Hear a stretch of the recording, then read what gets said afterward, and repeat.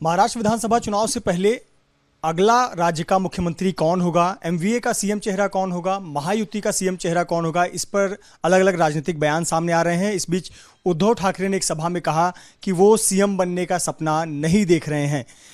शिवसेना इस पर क्या सोचती है, हमारे साथ बात करने के लिए वरिष्ठ नेता संजय निरुपम जी हैं। निरुपम सर, उद्धव ठाकरे पूर्व मुख्यमंत्री, जिनका कहना है कि वो सीएम बनने का सपना नहीं देख रहे हैं, और ऐसा ही बयान उन्होंने कुछ समय पहले भी दिया था सार्वजनिक मंच से कि शरद पवार या कांग्रेस के मन में कोई चेहरा है तो उसे बताए, हम समर्थन करेंगे।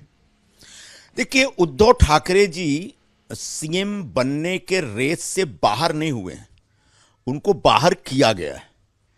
कांग्रेस और राष्ट्रवादी कांग्रेस ने, दोनों पार्टियों ने मिलकर के उद्धव ठाकरे जी को यह खुला संदेश दे दिया है कि आप में हमारा विश्वास नहीं है, आप हमारे मुख्यमंत्री पद का चेहरा नहीं बन सकते, क्योंकि लगभग 2-2.5 साल का जो उनका कार्यकाल था वह इतना निराशाजनक था और इतना डिजास्ट्रस था कि उसको देखते हुए महाराष्ट्र के लोग पुनः एमवीए को उद्धव ठाकरे के नाम पे वोट नहीं देंगे। ये कांग्रेस और राष्ट्रवादी कांग्रेस के अंदरूनी सर्वे में साफ साफ दिख रहा है। इसलिए उद्धव ठाकरे जी कह रहे हैं कि अब मैं मुख्यमंत्री नहीं बनना चाहता हूं। दरअसल वो निराश हो चुके हैं। वो गए थे दिल्ली, कांग्रेस के बड़े बड़े नेताओं के सामने उन्होंने हाथ पसारा कि मेरा नाम जाहिर करिए, लेकिन कांग्रेस के नेताओं ने कोई वैल्यू नहीं दिया। उसके बाद आपने देखा होगा कि एक षणमुखानंद हॉल की बड़ी मीटिंग थी, उसमें उन्होंने सबके सामने सार्वजनिक कहा कि भाई जिसका भी नाम आपको आगे लाना है लेके आइए, लेकिन अनाउंस करिए। किसी ने उनको रिस्पॉन्स नहीं दिया, सबने उपेक्षा की उनकी। और उसके बाद शरद पवार जी ने भी साफ साफ कह दिया कि भाई चुनाव के बाद तय होगा। तो आज उद्धव ठाकरे जी सीएम के रेस से बाहर हुए हैं। कल आने वाले जब चुनाव की घोषणा हो जाएगी तो पूरा एमवीए सरकार बनाने और मुख्यमंत्री बनने के रेस से बाहर हो जाएगा। जिस प्रकार से उनका आपस में एक सिरफुटौवल चल रहा है, उसको देखते हुए मैं ये निष्कर्ष निकाल रहा हूं। आप कह रहे हैं एमवीए में सिर्फ फुटबॉल चल रहा है, सीएम चेहरे को लेकर, नाम को लेकर। महायुति में भी एकजुटता नहीं दिख रही है। जगह जगह जिस बड़े नेता की सभाएं होती हैं वहां पर भावी मुख्यमंत्री के पोस्टर लग जाते हैं। भावी मुख्यमंत्री अजीत पवार, भाजपा के नेता कह रहे हैं देवेंद्र फडणवीस, आप कह रहे हैं कि एकनाथ शिंदे।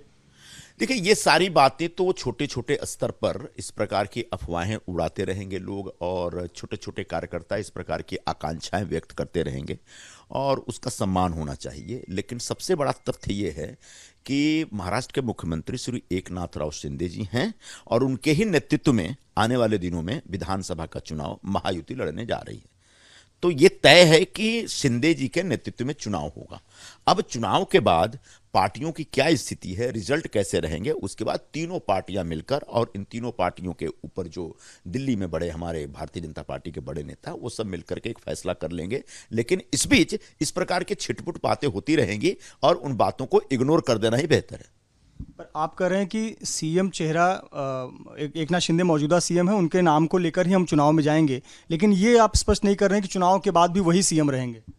ये तो मैंने स्पष्ट किया कि ये चुनाव के बाद तीनों पार्टियों के नेता और जो भारतीय जनता पार्टी के वरिष्ठ नेता हैं दिल्ली बेस्ड, वो सब मिल करके तय करेंगे। और वो सब कुछ आंकड़ों पे बहुत कुछ निर्भर करता है कि कौन सी पार्टी के पास कितनी सीटें आती हैं। यह तय है, और यह एक तथ्य है कि एकनाथ राव शिंदे जी इस समय बहुत ही पॉपुलर चीफ मिनिस्टर हैं, और उनकी पॉपुलैरिटी की वजह से पूरे महायुति को जबरदस्त फायदा होने जा रहा है।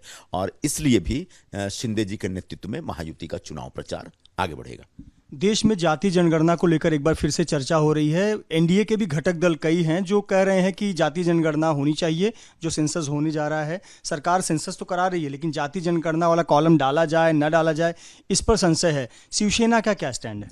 देखिए, सबसे पहले एनडीए में कौन क्या बोल रहा है, उससे पहले कांग्रेस पार्टी से सवाल पूछना चाहिए। कांग्रेस पार्टी ने 2010-11 में कास्ट सेंसस कराया था। वो रिपोर्ट 2014 तक उन्होंने क्यों नहीं रिलीज की, ये एक बड़ा प्रश्न है। दूसरा प्रश्न यह है कि कर्नाटक जैसे राज्य में कांग्रेस पार्टी जहां पर सत्ता में है, वहां पर कास्ट सेंसस राज्यवार हो चुका है, तो आज तक वो लोग कास्ट बेस्ड सेंसस क्यों नहीं रिलीज कर रहे हैं? और अगर ये पूरा जो खुराफात है वो कांग्रेस का लाया हुआ है, तो कांग्रेस पार्टी को लगता है कि कास्ट सेंसस ही इस देश के भविष्य को सुरक्षित रख सकता है, तो निश्चित तौर पर कांग्रेस को सबसे पहले अपने राज्यों में जहां जहां उनकी सरकार है कास्ट सेंसस कराए, और उसके बाद उसका रिजल्ट जाहिर करे। रह गई बात एनडीए की, तो निश्चित निश्चित तौर पर एनडीए के छिटपुट जो कुछ पार्टियां हैं, जो उसके नेता हैं, वो इस प्रकार के बयान देते रहेंगे। अंतिम फैसला प्रधानमंत्री जी को और गृह मंत्री जी को करना है। अगर वो सरकार तय करती है कि कास्ट सेंसस करना है, कास्ट बेस्ड सेंसस करना है, तो मुझे नहीं लगता कि शिवसेना को कोई ऐतराज होगा इस पर।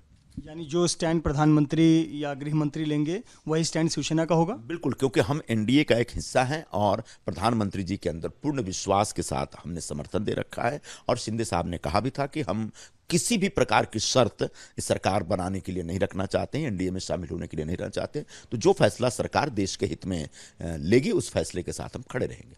बहुत बहुत धन्यवाद हमसे बात करने के लिए संजय निरुपम, जिन्होंने एक बहुत महत्वपूर्ण और ज़रूरी बयान दिया कि जो केंद्र सरकार यानी कि प्रधानमंत्री नरेंद्र मोदी, गृह मंत्री अमित शाह तय करेंगे वही लगभग स्टैंड शिवसेना का भी होगा, क्योंकि शिवसेना के महत्वपूर्ण घटक दल है और उन्होंने प्रधानमंत्री पर विश्वास जताया है।